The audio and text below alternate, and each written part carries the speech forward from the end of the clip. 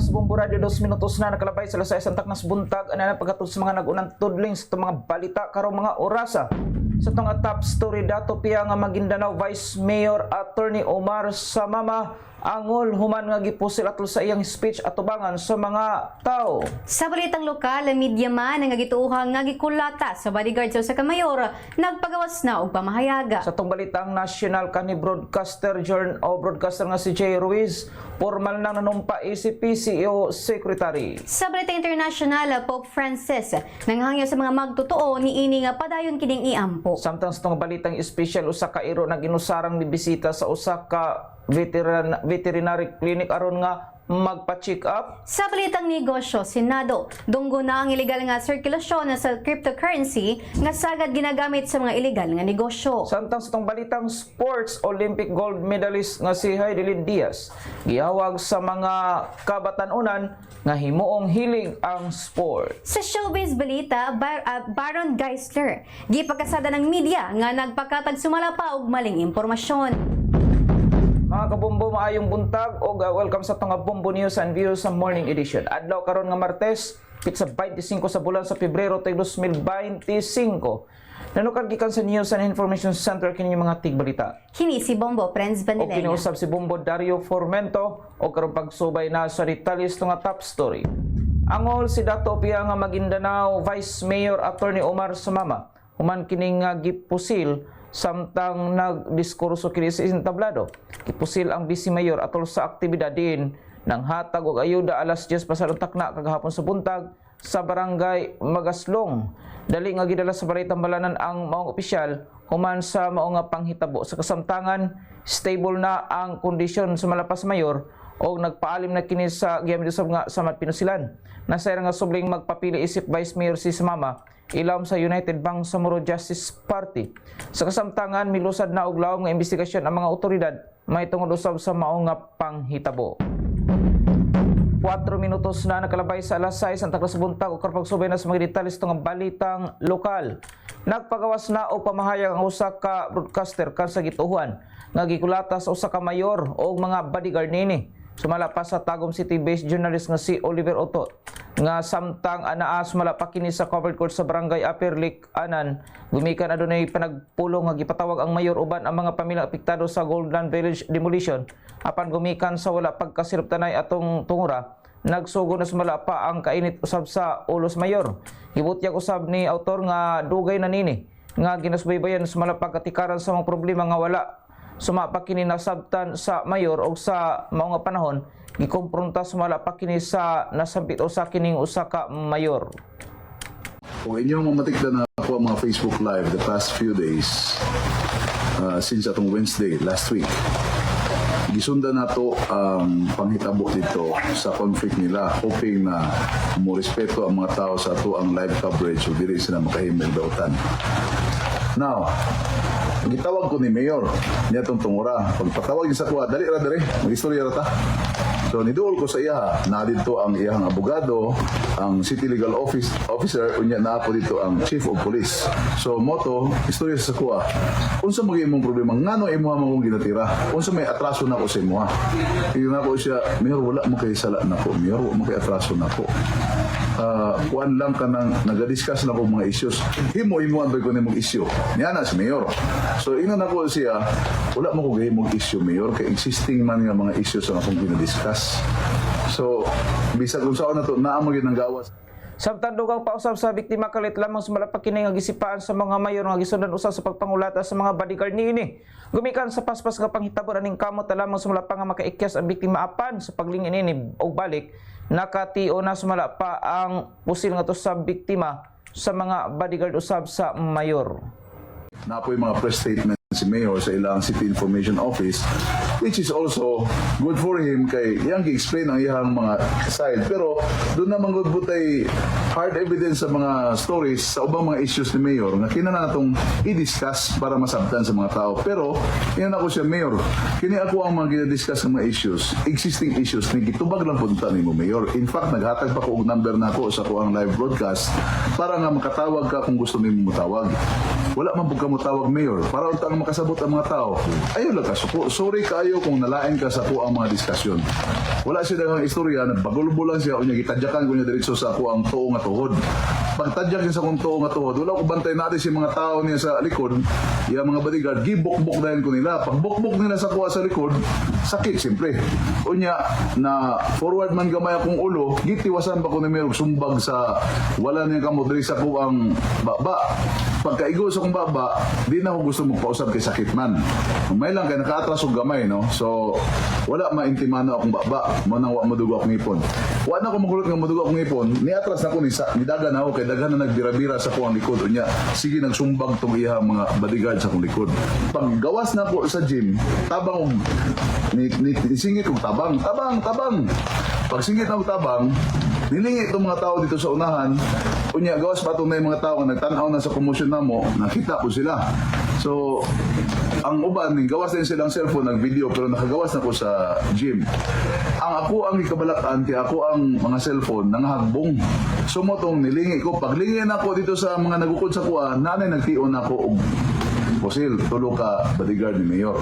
Sa pagkakaroon, nagpatala na sa Panabo Police Office si Tutor samtang nagpatambal na usab ang mga nahiagom na usab nini nga bunog o pangos nga iyang nahiagoman human usab sa pagpangulata. Wala pa ipamahayag usab ang kampo ni Mayor Rilampagos sa akusasyon nga gipag-usab sa usa ka broadcaster. Samtang sa laing bahin nagipaklaro sa kapitan sa Barangay Mantola, Marilog District nga wala sumala pa nagpahibalo ang usa ka konsehal ug ang DSWD atol sa gipahigayon nga aktibidad sa ilang lugar. Sumala pa ni Kapitan Edwin Fiel nga dili tinuod nga wala niini gitugutan na ang maong kalihukan. Apan ang gusto lamang matod pa niini nga magpahibalo aron magiyahan ang dagan sa trapiko og makapadalaw sab og personahe gikan sa barangay alang sa dugang nga mga seguridad. Banya? Onya ako budong ginaot actually naman tay kopya diri sir kay nang budmis amo ang kopya diri sa ilang liter gibutangan na po na og note nga wala di. They should wear uniform and their IDs and then no politician. Mura may gibutan ako sir. Ang iyahan mong kung giyon kagahapon is wala daw ako nagsugot. Wala mo ko'y problema. Natingala gani po ko kagahapon tungod kay wala na sila nagpahibalo. Kaya katong man kong liter nga ilang di padala diri atong una is ang ilang schedule is February 8, 10:30. Wala gid sila sulat kag ipaabot sa mga sir. Wala sila nagpahibalo. Bisan ganig kanang ilang lang ato bang tigpahibalo nila ba nga anhi diri sa opisina bisan verbal lang gud.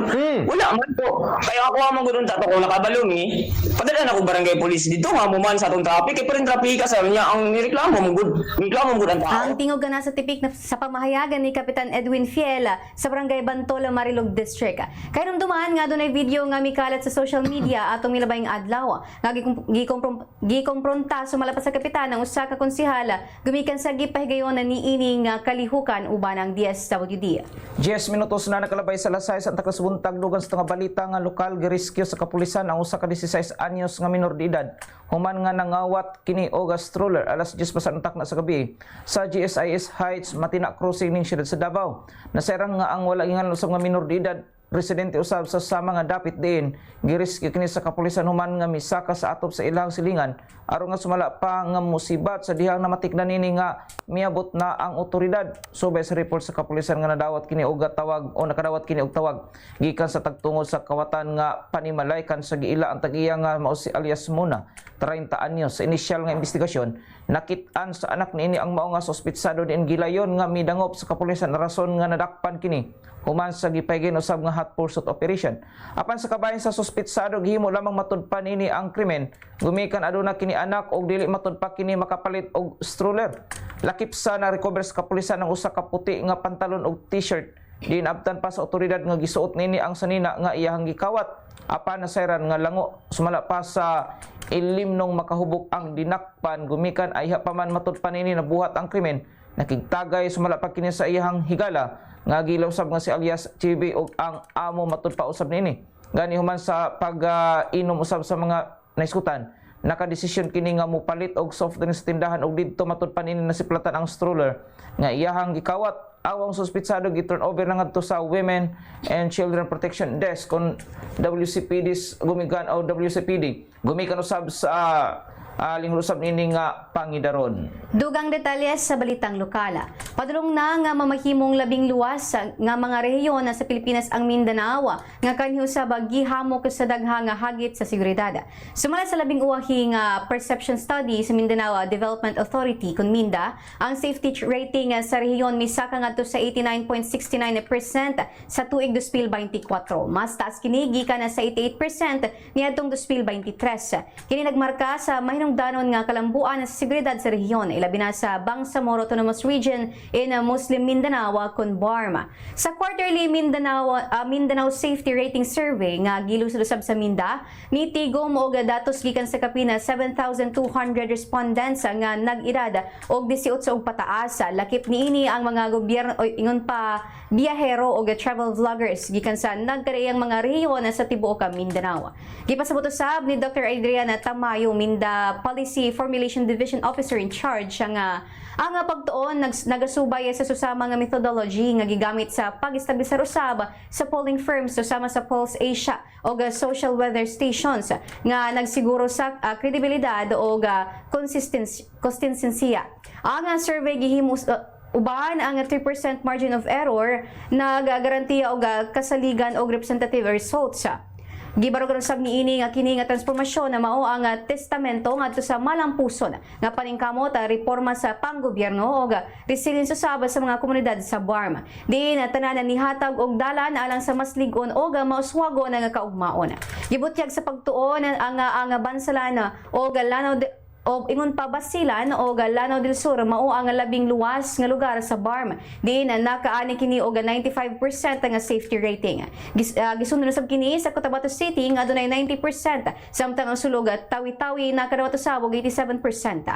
Ang Maguindanao del Norte adunay 85% nga grado, samtang ang Maguindanao del Sur usab mitalaw usab og 80%.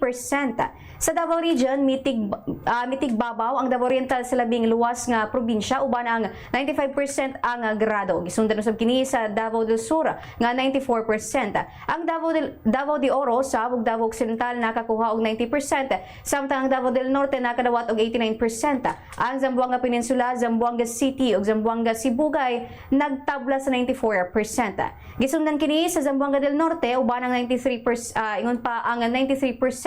Zamboanga del Sur sa 90% ug Isabela City uban ang 79%.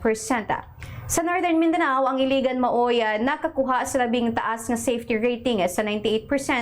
Gisundan kini usab sa Camiguin ngadto sa 97%.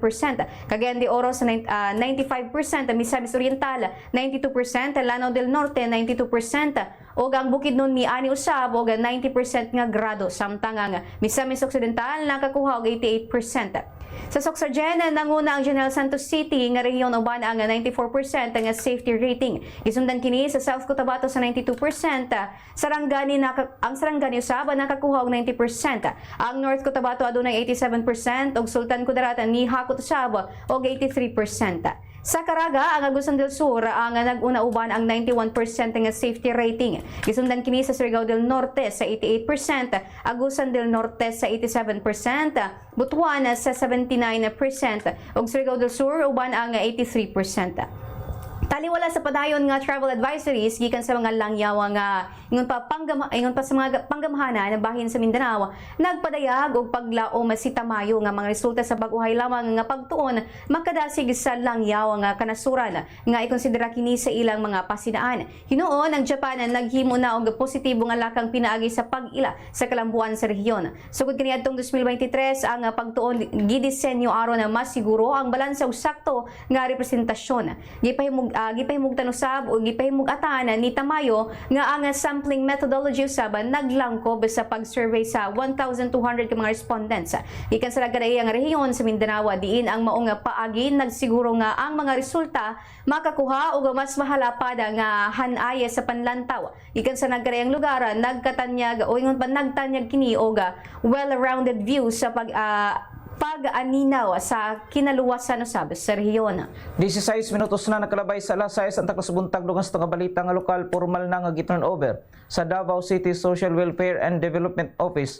Pinagyusab sa pakigtambayayong sa Department of Social Welfare and Development kun DSWD ang Project Lawa at binhi sa mga residente sa Barangay Carmen o Kadalian sa Baguio District. Kini nga proyekto gisuportahan usab sa Davao City Agriculturist Office o Bureau of Fisheries and Aquatic Resources. Di nahimutang kini sa Makatabo Farm sa Carmen o naghatag og sustainable livelihood alang sa 50 ka mga residente gikan sa Women's Association o Men's Support Group sa mga lugar. Ang mga proyekto gilangkuban sa bag-ong gitukod nga fish pond, tilapia fingerlings gikan sa BIFAR o mga tanom nga seedlings gikan sa Cagro. Sa wala pagipasa usab ang proyekto o sa wala pagipasa ang proyekto, ang mga benepisyaryo nakadawat na og capability building, training aron nga masiguro ang kalampusan o pagpadayon usab niini. Gipasabot ni CSWD Officer in Charge Gilda Salvania nga ang mao nga programa nagsiguro nga ang mga serbisyo magamit sa tanan nga andam ulang bigit nini o dili lamang sa usa ka barangay. Gihatag ni Salvania ang kasiguruhan sa komunidad nga ang gobyerno sa siyudad sa siyudad sa Davao magpadayon sa pagsuporta sa ilang mga paningkamot ug magtabang aron nga malampasan ang mga kalisdanan. Gani nagpasalamatan usab sa gobyerno si Andy Gabantao usa sa mga benepisyaryo nini o nagsaad nga magtinabangan na ang grupo aron nga masiguro ang kalampusan sa mong proyekto. Ang lokal nga pangamahan usab sa syudad nagpadayon sumala pa sa pagpatuman sa mga programa o serbisyo aron usab sa paglambo sa tanang mga Davaoenyo. Nagpadayon ang Davao City Police Office sa pakigbatok sa ilegal nga droga o pagdakop sa mga tawo nga nalambigit ni ini.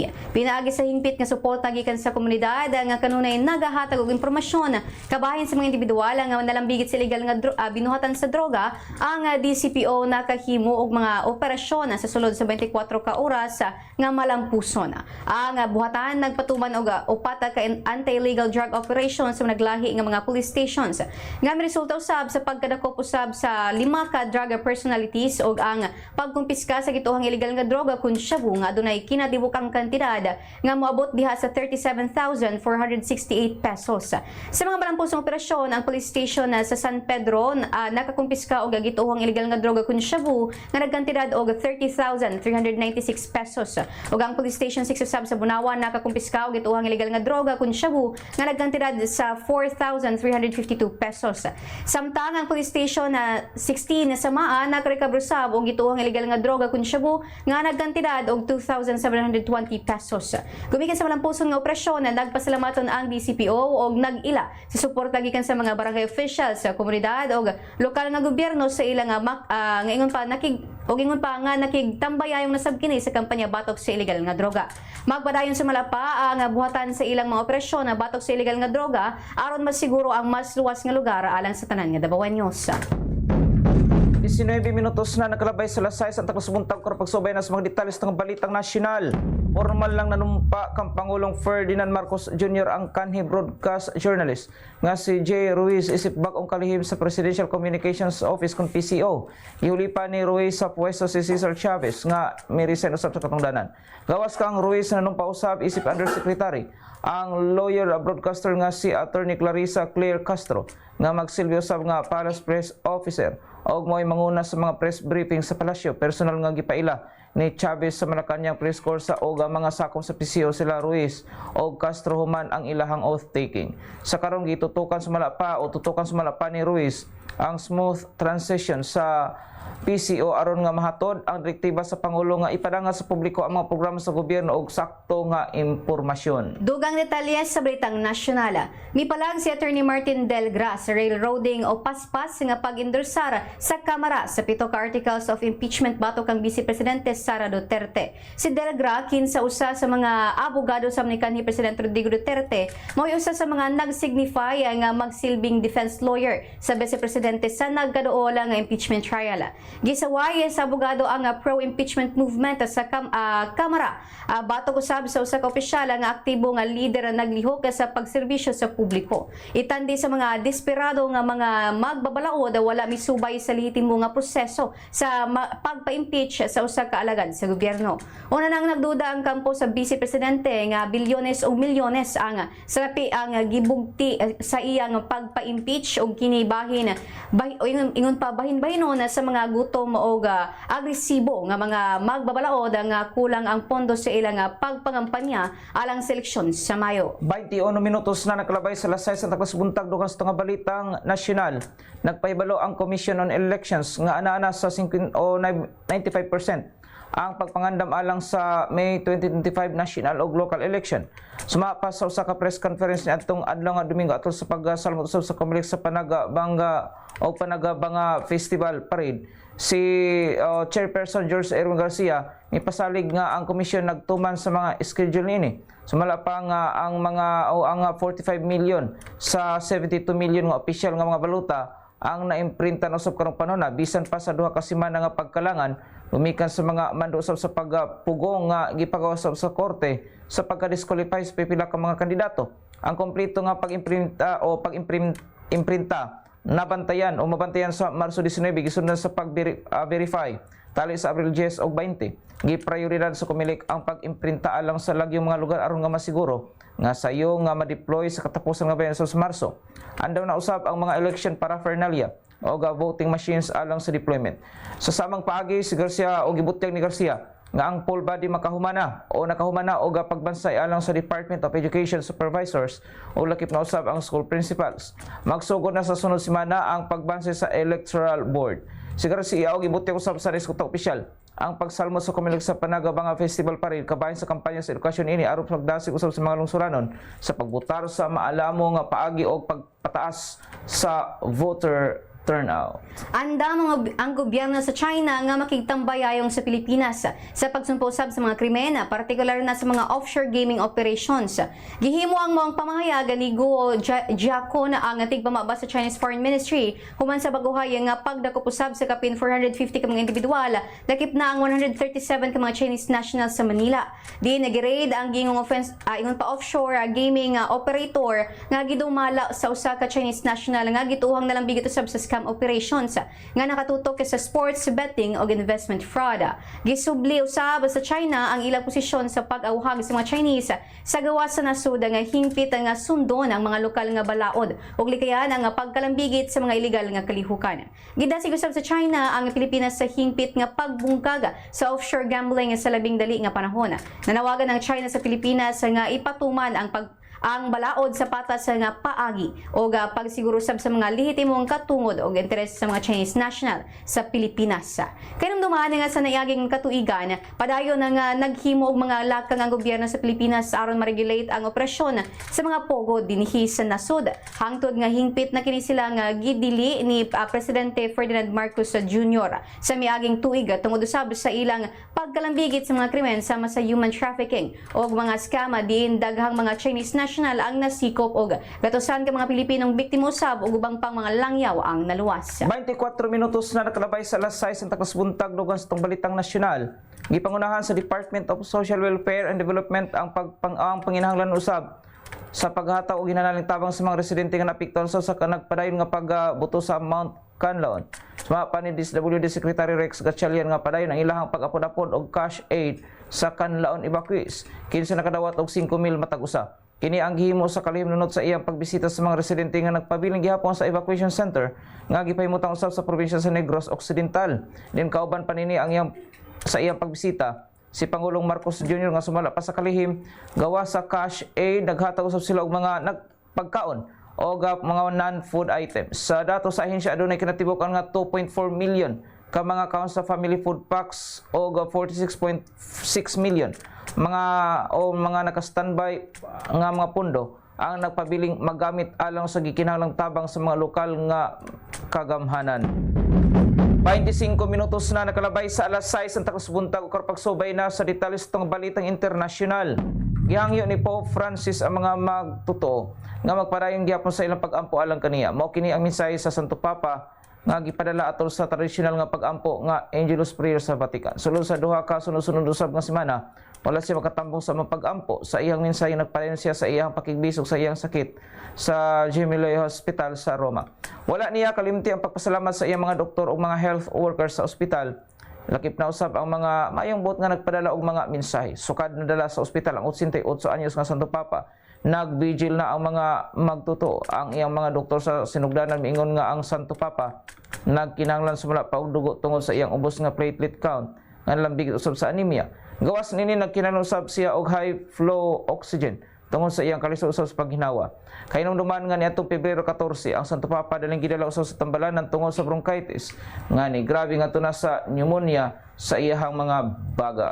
Samtang sa laing bahin ni kumitar ang mga kanasurang sakop sa United Kingdom nga hatagan sa ironclad support o solido nga suporta ang kampanya sa Ukraine batok Russia. Ning adlaw dumdumon sa mga Ukrainians ang ikatulo nga tuig o third anniversary sa pagpangatake sa mga sundalong Ruso ubos sa mando ni Russian President Vladimir Putin. Sa pagtambong ni British Prime Minister Sir Keir Starmer sa Scottish Labour Party Conference sa Glasgow, Scotland, iya nga gitataw ang baruganan sa nagkayusang mga nasud sa Inglaterra nga padayon nilang gipalig-on ang paghatag suporta sa Ukraine President Vladimir Zelensky. Kinsa giipit usab og gidagmalanan ni US President Donald Trump human niyang kinitawga nga diktador ug maoy nagpasamot usab sa kagubot kuyog sa taktika nga gipatuman sa Biden administration. Sa kinatibuk-an misaka pa sa banabana 12,600 ka mga sibilyan ang kumpirmadong patay ug 29,000 usab ang samaran sa tulo ka tuig nga gubat. Giban-abana usab sa United Nations Red Cross ug Red Crescent nga misaka pa sa 800,000 ka mga sundalong Ruso ang namatay ug samaran sa nagpadayo nga pagpangatake sa upat ka rehiyon sa Ukraina.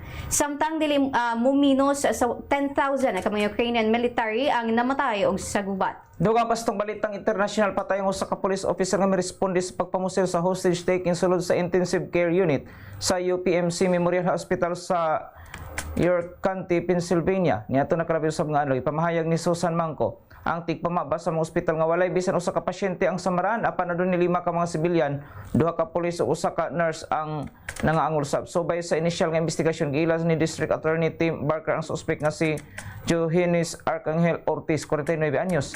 Namatay ang suspect human nga nakikpinusil sa mga may responding kapulisan. Patay usab sa insidente ang usa ka police officer nga si Andrew Duarte gikan sa Denver Police Department. Naila si Duarte isip award sa mga dapit tuman niya nasakwit ang Mothers Against Drunk Driving Hero Award o nagapatuman og hugot nga balawd batok sa mga taong gibiyahe o gabiyahe usab nga hubog. Kamulo pa ang nahusubo usab ang mga otoridad sa o ginasubay pa usab sa mga otoridad ang hinunod usab sa pagpamusil. 29 minutos na nakalabay sa alas 6 ang takos buntaw korpagsubay na sa details ng balitang espesyal. Nag-inusarang ni bisita sa vet clinic ang usa ka husky sa Sorala, South Cotabato. Taliwala pa man nga distansya ra ang balay niini og sa mao nga klinika. Saysay ni Dr. Lovely Igia. Nakurat na lamang sila dihang nanuktok matud pa si Blue sa iyahang purtahan og daaw nangamuyo nga pasudlon kini sa ilahang klinika. Sumala pa sa doktor nga dili kini ang unang higayon nganing bisita ang ilahang loyal nga higala og customer sa ilang klinika tungod niadto nakalabay usab nga tuig niadto nakalabay nga tuig human sa grooming session sa iro. Ning balik kini pagkasunod adlaw sa mga klinika og ning nakalabay usab nga semana subli na usab nga ning bisita si Blue kanila nga dili kauban ang ihang amo. Sigon pa sa doktor nga maayo na lamang sumapak kay distansya ra ang balay sa mong irugikan sa ilang klinika. Rason nga dili ra kaayo hangak alang kang Blue nga magbaktas. Dugang nini nga ganahan matud pa ang iro sa kabugnaw sa ilahang grooming room. Ingon man sa kabugnaw usab sa tubig nini. Rason nga og makabinta gilayo nga mo ipsot ang mong iro sa ilahang balay og mobalik sa klinika. Saysay sa doktor nga dili matud pa. Irresponsable ang amo ni Blue apan aduna lamay gayoy panahon nga mutukar ang kaigmat sa iro og dali ra kining makakita og bintaha o ra bintahe aron nga makalaag og siya lang mag-inusara. Duha o adunay kasabot usab ang klinika ingon man ang amo ni Blue og gisigurong welcome kanunay ang ilahang suki sa nasabit usab nga klinika. Detalye na sa balitang negosyo. Dunggo na sa Senado ang illegal nga sirkulasyon sa cryptocurrencies nga mo'y ginagamit sa mga sindikato sa illegal nga negosyo sama na lamang sa love scam. Niadtong naglabing adlaw giduso na ni Senadora Sherwin Gatchalian ang Senate Resolution number 1317 nga nagtumong usab sa pag-imbestigar sa mikuyanap nga kaso sa love scam o uban-ubang pa nga klase sa pagpangilad sa gamit ang internet nga gipaluyuhan niadto sa mga illegal Philippine offshore gaming operators. Gipamugos sa ni Gatchalian nga kinahanglan mas subli ang pag-imbestigar ang halapad nga illegal nga kalihukan sa mga sindikato sulod sa mga illegal pogo nga maoya nagpakuya na pusab sa cryptocurrency sa nasud. Kinumduman nga sukad Enero 8 na kakaso sa love scam ang na-report sa Philippine National Police Anti-Cybercrime Group kundi na 72 usab ka kaso ang narespondihan sa tuig 2024. Miguwa sa report nga adunay 5,000 ka mga Australiano ang nabiktima sa love scam sa Pilipinas sigon sa report sa Australian Federal Police kundi nalimas sa mga sindikato ang gibanabanaang naa sa 24 million ingon pa Australian dollars ang milampos nga mga scammer sa pagpangikilusab sa mga lalaking Australiano nga ana sa pangidaro ng 35 years old hangtod 80 years old. Diin na sila misulod sa usa ka online dating application dala na sab sa ilahang pagpangitag pares sa kinabuhi. Sa atong oil price update, sa diesel adunay 40 centavos matag litro nga pag-usbaw. Sa gasolina adunay 70 centavos matag litro nga pag-usbaw. Sa kerosene usab adunay 20 centavos matag litro nga pag-usbaw. Bili sa piso batok sa lang yung salapi US dollar 57 pesos and 80 centavos. Hong Kong dollar 7 pesos and 45 centavos. Singaporean dollar 43 pesos and 36 centavos. Saudi Arabia rial 15 pesos and 44 centavos. Samtang sa atong euro 60 pesos and 70 centavos. 33 minutos na naglabay sa alas 6 ng tagos buntag o karpagsubay na sa detalles ng balitang sports. Ana sa usa ka misyon ang Olympic gold medalist nga si Heidelin Diaz sa paghimo sa mga bata ng Pilipino nga may gugma og moapil sa mga sports ilabi na sa weightlifting. Missouri si Diaz sa Ilocos Norte aron nga pagdasig ug pagpalambo sa sunod nga henerasyon sa mga atleta ang labing unang Olympic gold medalist sa nasod. Bago lang nakikitagbo sa mga opisyal sa Department of Education aron nga pangunahan ang weightlifting nga maapil isip regular nga kalihukan sa palarong pambansa. Inay nga usa lang ka demonstration sport. Sumala panini nga napulo lang kay rehiyon o gadili tanang school division sa Pilipinas ang adunay weightlifting sports. Determinado nga muhatag og balik sa Filipino community si Diaz o may voluntaryo nga moserbisyo isip tournament director alang sa weightlifting events sa higayon nga opisyal na nga giila ang sport isip kabahin sa palarong pambansa. Nipadayag ang Olympic gold medalist og paglaom nga ang weightlifting mahimong tinubdan sa mga bulawan nga medalya sa nasod sa mga dagkong international events. Ang ihang pagsalig o pasalig nagikan usab sa iyang makasaysayanon nga kadaugan sa bulawang medalya sa Tokyo Olympics sa 2021 usa ka milestone nga iyang gituhan nga maghatag og dalan alang sa daghang bulawan nga medalya sa maabot pa nga mga international nga mga kompetisyon.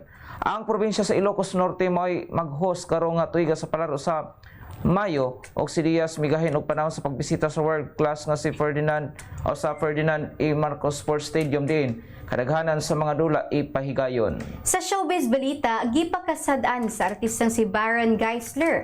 Ang mga media outlets nga sumala pa niini nagpakailap sa sayop nga impormasyon mahitungod kaniya. Pagklaro niini nga okay ra siya o nangita na og legal advice, human matod pa sa pagbuto sa mga sayop nga balita mahitungod kaniya. Nasayrang gibuhian sa kapulisan si Baron human kini na priso sa dakbayan sa Cebu sa makadyot ni adtong Sabado. Sumala sa report sa Bombo Radio Cebu nga gikumpirma matod pa ni Mandawi City Police Office spokesperson Police Lieutenant Colonel Mercy Villaro nga gidala matod pa sa kustudiya sa kapulisan ang maong artista tungod sa gihimo nining public disturbance samtang hubog. Mismong mga bayaw matod pa niini ang nagpapriso ni Geisler apan sumala sa kapulisan wala matod pa naangol sa pagpanghasi niini. Sumala pa nagibuhian ra kini humanan nakapiyansa og 500 pesos nga penalty sa paglapos usab sa Mandawi City Ordinance 11-434 kung drunkenness or severe intoxication. 35 minutos na nakalabay sa alas 6 ang takna sa buntag. Mga kapumbato nga balikan ang mga nagunang tulis ng mga balita karong mga orasa. Sa itong top story dato piyang Maguindanao Vice Mayor Attorney Omar Samama angol human nga gipusil atol sa iyahang diskurso at tubangan sa mga tao. Sa balitang lokal, ang kapitan sa Barangay Bantola, Marilog District, gipaklaro nga walay komunikasyon ang gipahigayon nga aktibidad sa usa ka konsehal kauban ng DSWD. Sa itong balitang national kanhing broadcaster nga si J. Ruiz formal na nga nanumpa isip PCO Secretary. Sa balita internasyonal, Pope Francis naghangyo sa mga magtotoo niini nga padayon kining iampo. Samtang nga balitang espesyal, usa ka iro nga nag-inusarang mibisita sa usa ka vet clinic aron nga magpa-check up. Sa balitang negosyo, Senado dunggon na ang illegal nga sirkulasyon sa cryptocurrencies nga sagad ginagamit sa mga illegal nga negosyo. Samtang sa balitang sports, Olympic gold medalist nga si Heidelin Diaz giauhag sa mga kabatanunan nga himuong hilig ang sport. Sa showbiz balita, Barangay Sler gipakasada ng media nga nagpakatag sumala pa og maling impormasyon. Mga kabombo mo to naglangkob sa to nga Bombo News and Views sa morning edition. Adlaw karon nga Martes, pizza 25 sa bulan sa Pebrero toy 2025. Nanukad gikan sa News and Information Center kini mga tigbalita. Kini si Bombo Friends O Pandeleng. kiniusap si Bombo Dario Formento para sa number 1 and most trusted radio network in the country, Bombo Radio Philippines Basta Radio. Bombo! Karong panahon